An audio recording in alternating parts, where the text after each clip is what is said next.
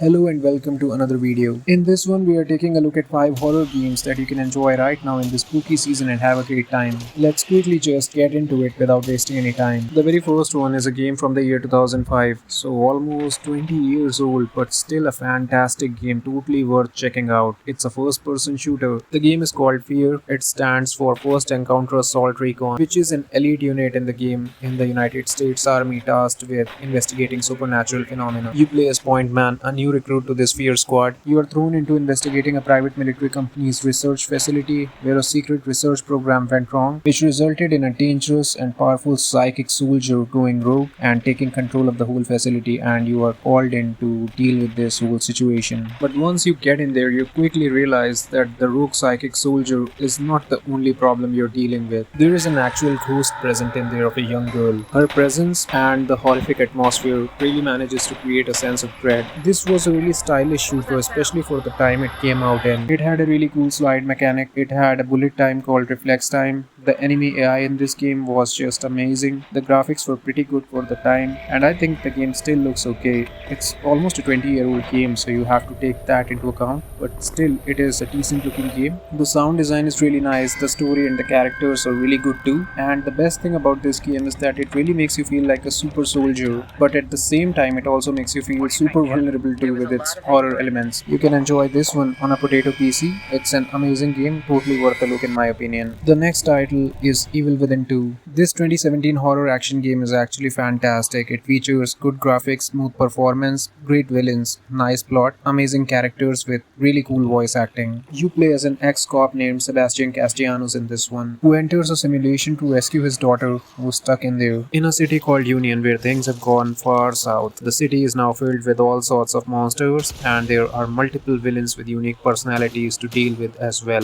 One of the villains in particular is pretty artistic. He is a serial killer as well as a photographer. He likes to capture people at the time of their death, and it's pretty sick in my opinion, and he's the best villain in the game. Gameplay is really nice, combat is fun, there is crafting present as well. Stealth is present too, but it is pretty basic and not that helpful. Traversal in the game world, the city of Union, can feel a bit problematic, but overall as a package this is an amazing title. It is not too scary as the protagonist Sebastian is pretty good at combat. He is an ex-cop after all, but still scary enough in my opinion. The city of Union is a pretty disturbing place in the least. Plenty of monsters, lots of scares too, and the villains are fantastic. The story is really nice, combat is fun, weapon upgrades and crafting and whatnot. It is just an amazing game, especially for this time of the year. Next up is Alan Wake 2, a fantastic looking title, really demanding too, which is the only negative thing about it. Otherwise, I think it's a perfect game for this time of the year. The game is set in the town of Bright Falls, Washington, which is shaken by ritualistic murders. You play as Sarah Anderson, an FBI agent who is sent to investigate these murders. Later on in the game, you also get to play as Alan Wake himself, the novelist who went missing after the events of the first title. The gameplay is pretty basic in this one. The combat is very simple, nothing flashy about it. What makes this one special is the mysterious nature of this game. Solving crimes is the best part of the game in my opinion. They're like puzzles where you have to collect individual pieces of evidence, analyze them and put them together to figure out how things went down. And it is just amazing, they've done it really well. And it can get pretty scary too. There are some absolutely disturbing if not horrifying moments present in the game. The game looks and sounds absolutely amazing. The town of Bright Falls is a treat to the eyes. The overall vibe and feel of this game is very spooky and mysterious, which makes it a must-play game in my opinion, but only if you have the specs for it, as this can be a very demanding one. Next we have a masterpiece, Resident Evil 7. It is a slow but thrilling and super atmospheric adventure. You play as Ethan Winters, an ordinary guy, a civilian with negligible combat experience. The search for his wife Mia, who went missing 3 years ago, leads him to a property in Delvey, Louisiana, where he finds himself battling for survival against a crazy cannibalistic family who possess superhuman abilities thanks to a fungal infection. It is a classical horror survival experience. The protagonist Ethan Winters is not great at combat. The game doesn't give you a lot of ammo. You have to scavenge for resources, and the game doesn't really allow you to feel comfortable at any time. It's a very tense experience throughout. The story is amazing, the boss fights are really challenging. The setting itself is very spooky. The Delvey property has that that strong, eerie atmosphere which really makes you feel uncomfortable, really gives you a sense of dread. Then the villains of the game, the Baker family, they are no less scary. There is a particular scene in the game which is exactly like a scene from the movie Wrong Turn 2. Then there is this another enemy type called the Molded as well. The sound design, the graphics, the look and the feel of the game is just amazing. It is a masterpiece. It's an outstanding title in terms of optimization as well. It's the perfect horror survival adventure experience in my opinion, and you should definitely check this one out.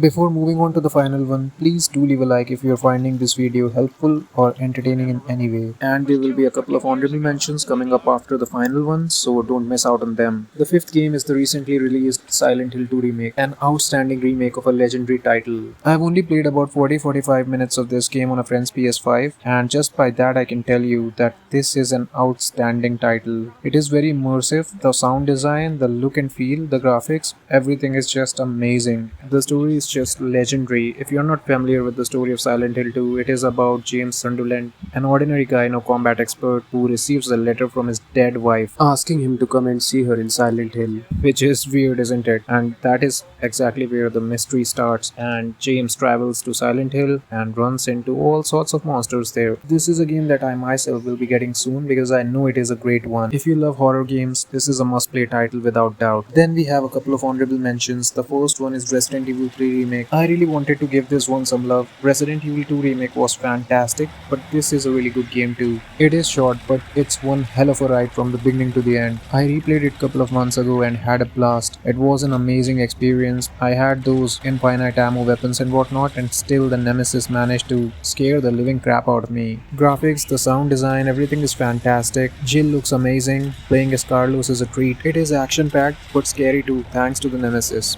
The second one is another Silent Hill game but from the PSP's library. My first Silent Hill game ever. It is Silent Hill Origins. I absolutely had to mention this one because of the love I have for it. This game brought every single aspect of the Silent Hill series on a handheld back in 2007. It is just an amazing title, looks fantastic, it has the classic fixed camera angle, a good protagonist, an amazing story, scary monsters, tense atmosphere, it has everything. I remember playing this thing with my headphones on back in the day on the PSP and having a super immersive experience. It was a very tense experience. It has amazing replay value, lots of unlockables, cool weapons, Tesla rifle and whatnot, multiple endings. It was later ported to the PS2 as well, but for me, this title is a portable masterpiece. It is the king of the horror genre on the PSP and is totally worth a playthrough even today. If you are looking for some zombie games to play right now, do check out the video on the end screen. Thank you very much for watching. See you in the next one. Peace out.